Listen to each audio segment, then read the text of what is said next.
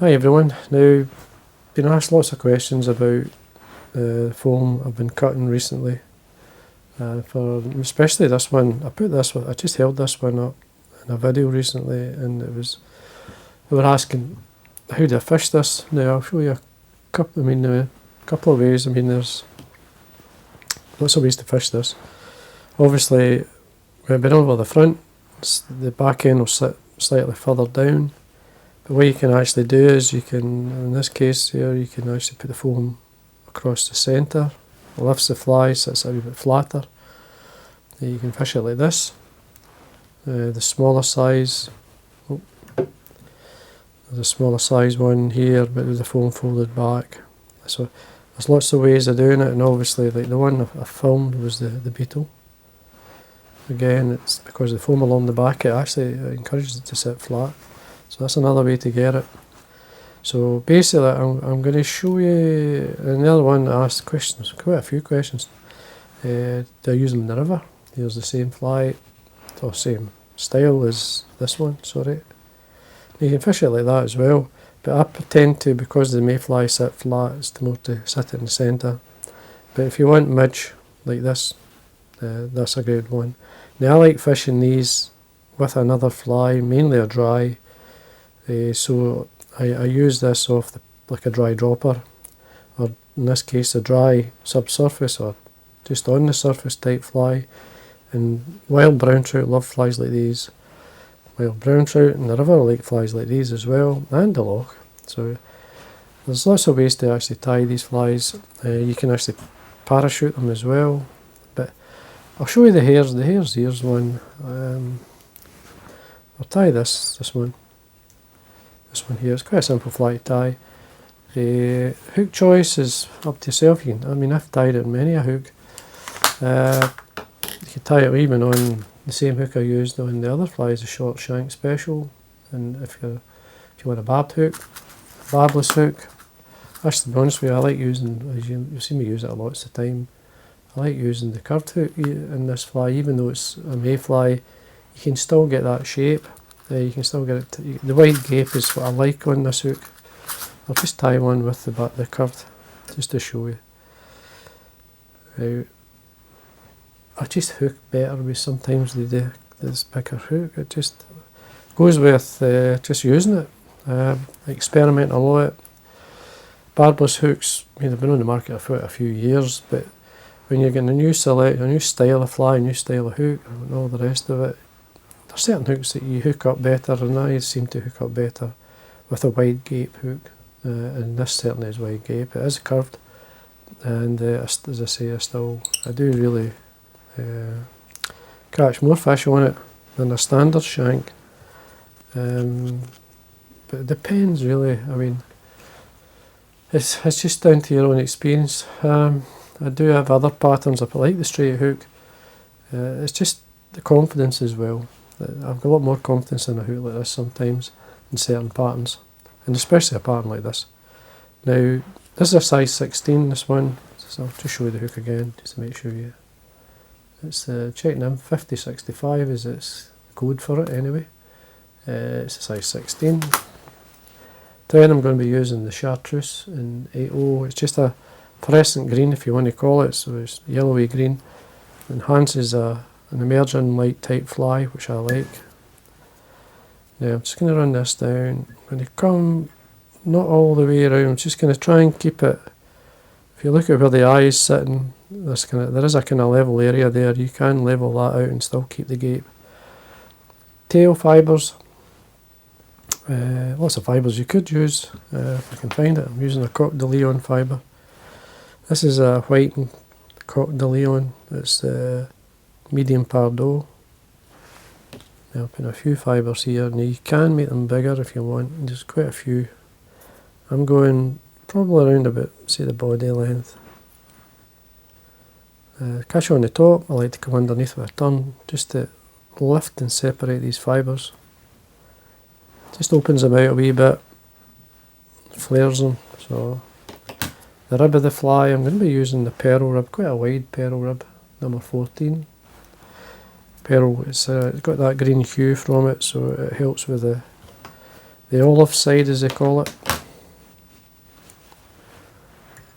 So I'm going to catch this on. I'm just going to tidy things up first before I do anything else. Bodies, I'm going to be using just a blend, a dubbing blend I like, my own. It's a Squirrel dub mixed with some rabbit. So if you're going to mix this up and you're buying, say, packets of natural dubbing, to mix this you'd buy a packet of rabbit, a packet of fox squirrel, blend them together with a tiny bit, in this case UV flash. Now this is light bright that I've blended in, it's a light bright dubbing. You just blend it through it, and there it's there. I mean, I've actually got some CDC in this as well, because I've been using this wee dropper. I'll show you when we get near the top. So what I like to do is just come in, just lightly double and stretch it out. Use the anchor point in that first turn to basically tighten to if you need to, and you build up some sort of body shape. Take away the excess, stroke back anything going forward. Now to protect the body a wee bit, or the rib, because it is a mylar, a tiny wee bit of varnish on the underside, the side that touches the hook in this case. Wind up through, catch it on, 3 or 4 turns, trim away. I'm just going to take my thread out of the way. I'm going to brush some of the dubbing back. When I bring it out, just a wee bit, a bit more a lifelike look, as they call it, softens it up.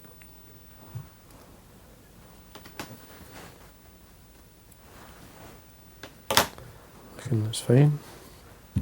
Now, foam. As I was recently in a video, I was cutting foam. This here is foam I was cutting. This was the Fulling Mill. It's just a white. It's an indicator type foam. It's a good way to see the tan. Obviously, in this case, goes with the colour of the body. Now this, don't have it too long. You want to be able to see it. So we just basically catch this on the top. Come in at an angle, trim away.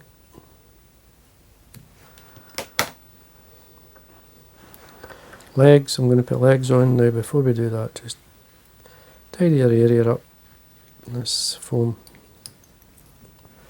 Now I'm going to put, you could actually put a hackle, you could wind a hackle in there if you want it.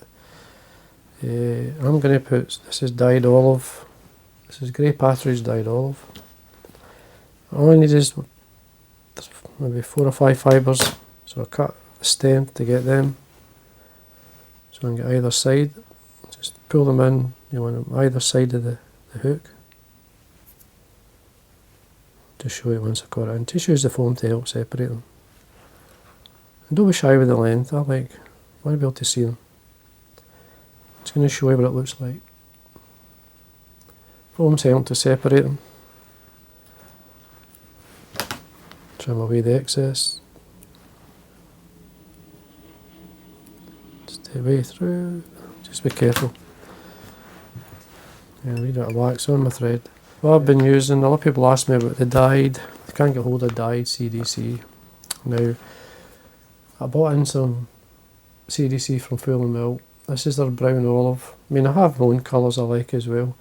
But I'm going to be using some of their CDC because you can buy it. So this is the dyed CDC in bulk in this case. The brown olive.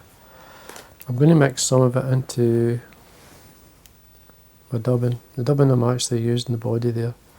So I've got my CDC feather. And it's there. Now, what I like to do is trim away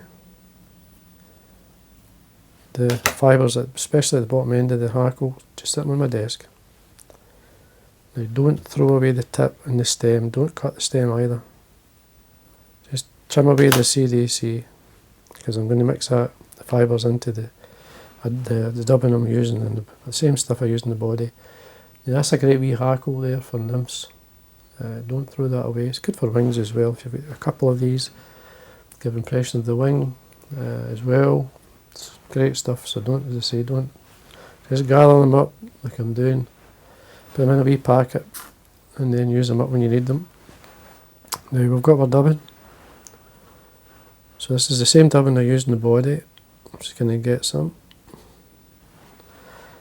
of the CDC fibres I just cut away from that feather. Blend it through your fingers.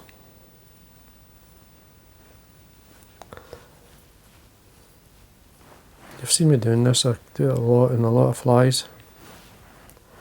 And you just lightly dab it onto your thread.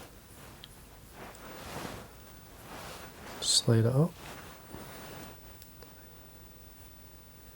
Now you can see where I am, I'm just about head length away from the eye, and I'm going to work up towards the foam. Work your way up. It's fine. And you want to come back through. You can remove some of the dubbing and just work your thread through it. Stroke it back as you wind towards the eye. Take away your excess. Now what I'm going to do is I'm going to whip finish before I could do anything else.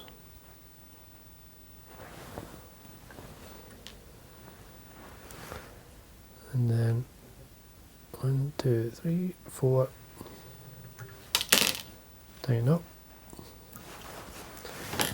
Now you can leave it like that, or what I like to do, brush up the CDC. Now I do this with dry flies, I do it with emergers, I do it with a lot of things, especially caddis. Catches me a lot of fish, so that's why I do it. Simple as that. But it's a good way of presenting the foam. It's a good highlight. You can see it from a distance. The foam will help support the nymph, because basically that's what that is. It's a nymph. So basically you're supporting your nymph. You've picked a hook to suit the style that you like to fish. You can tie them all different styles. You can tie them as large midge patterns, smaller midge. This one here, especially you see in the lochs, great wee pattern with the foam. It's a good highlight. You can see it a mile away. A good team even, you could fish 2 of these, fish them in through a wave. You can, if you're going to be fishing these, you're best to put some floating in the thorax area and on the foam. It'll float longer. Or if you need to pull it will go below the surface, and the fish love taking flies like these. Keeps the dressing open, the way it's tied. It's such a good pattern, good style. I mean, there's lots of things you could do, as I say. This is it, tied on the short shank. So if you want a barbed hook, that's it, tied on the barbed hook. If you want it in a standard hook, you can do that. It gives you a longer body, more midge-like. Bits of olives and that. This is a good wee fly. So anyway, there we are, folks. I hope you enjoyed that. And again, like always, thanks for watching. Until next time.